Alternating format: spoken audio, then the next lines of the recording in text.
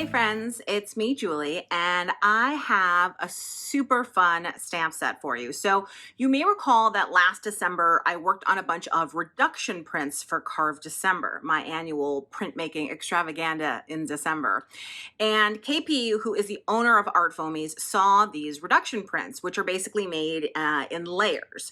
And she said, can you do something that would make it easy for people to do this using Art Foamies? So I designed a stamp set for you that I think you're gonna have a lot of fun with. So watch the video to see how it's done, and be sure to watch all the way to the end because I've got a tip for you on how to customize the Art Foamy to get the print exactly as you want it.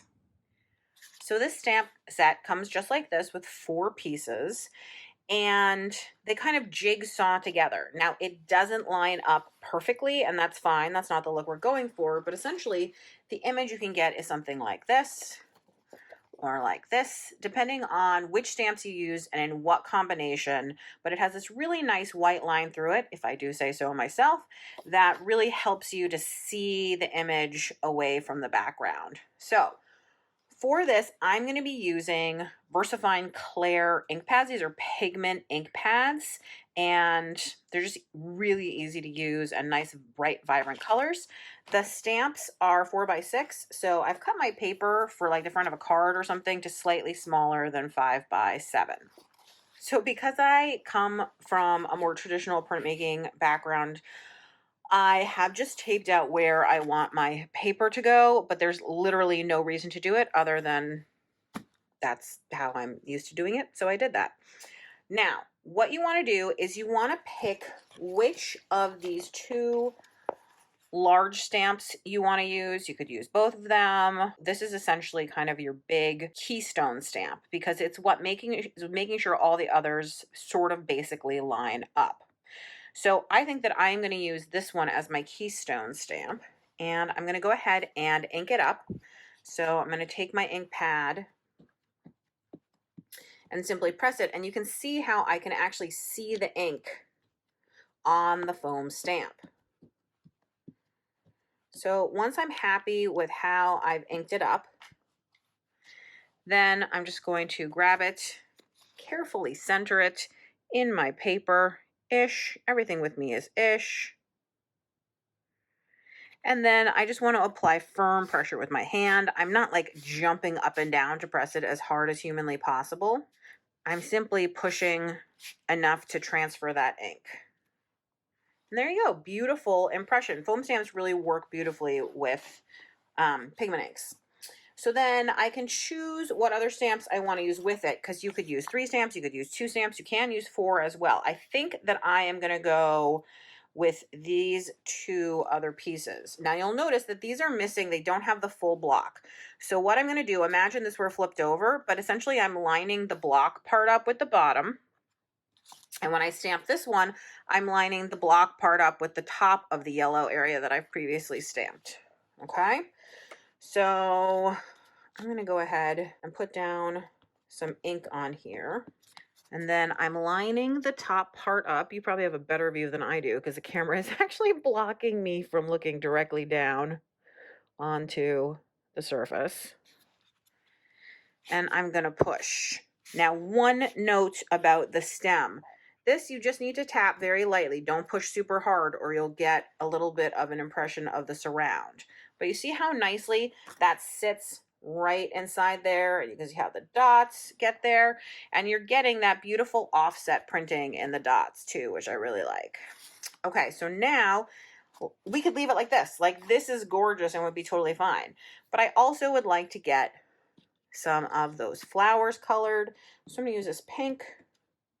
And the other thing that's nice too is if you want to use 2 colors on a stamp, go for it. You know, I'm going to bring some orange in now for the stripes. You know, and you can even, let's tap some orange in there. Let's add some more pink on top of that. Like, you can play with it. Let's add some pink into the stripes. It doesn't have to be just like one color, one color, one color. And that's the nice thing about doing printmaking this way as opposed to like screen printing. So now I'm going to center this into the bottom here. And this is slightly narrower So I want to make sure that it is relatively centered. But again, we're not going for perfectly lining up. We're going for basically lined up, generally lined up. And I'm pushing again, firm, wide pressure. And let's pull it up. Oh, how gorgeous is that? I love it. And it's such a beautiful print. So let's show you how we can do lots of different options. Let's grab another piece of paper. And this time to start, I'll use this bad boy. So this, as you can obviously see, is basically the whole flower image. It's as if you sort of did like, took this flower, went, sucked it out, and just had this piece. So I'm going to do a kind of splotchy stamp pad job here, just to get lots of differences in that. And then again, this is my keystone block, so I'm just looking to make sure that I get it somewhat in the middle, basically in the middle, and then apply firm, even pressure. Pretty cool, right? And I love this kind of cool background that you get from all of it being, all the ink being applied. But something that's also cool, and again, this is what I mean when I said you don't need to have this little taped area, is we're going to do a ghost print with this background stamp now. I'm calling it a background stamp because of what I'm planning to do with it, but... And a ghost print just means I'm not adding more ink to the stamp, so it's going to be a ghost of the former version of itself. By the way, don't you think those colors are still so nice even when they're in this ghost format?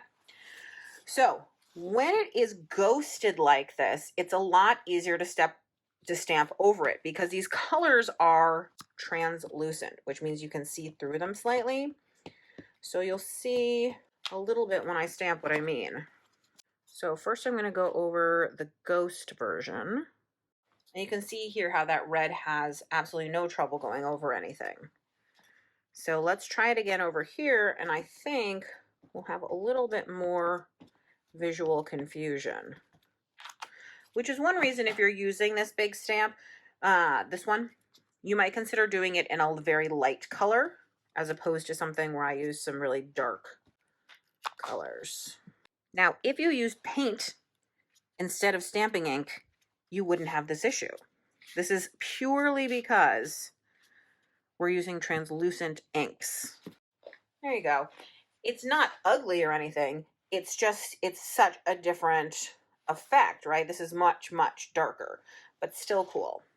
Okay, so now I can decide what else I want to do. I feel like I probably should do one of these, but not both. So since the background on this is so lovely, I think I'm only going to do this one. And I'm going to do it with a really, really dark green, I think. Let's see. I think this is a dark green. And then line it up at the top. You won't have the problem of having a camera in the way so that you can't get your head over it. Remember, you just want to tap. And there you go. Now I have the dots in there, the stems, and I think this print is done, right? It doesn't need anything else. This one, I think I'm going to use the same stamp. And now it already has some green ink, and it's actually going to mix with this brighter green that I'm using. So it'll be kind of a mix of those two. I love to use dirty stamps because I think the way that the color mixes and transfers on it is such an interesting and fun way to work with it. Okay, so again, let's line it up. And like I said before, if it's off, c'est la vie. Offset printing is always beautiful. Tap that down. There you go. Okay, so just to recap here, this is the one that was done with the ghost version of this stamp. This is the one that was done with the full weight of that. This is the very first one we did where we didn't use that stamp at all. And all of them are lovely examples of how you can use this set so quickly and easily, you know, create greeting cards or little framed pieces for an art show or anything like that. These are beautiful and so easy to do. This little overlap here where this line goes over bothers me. So I'm going to do a tiny bit of surgery. So following this line, following this line.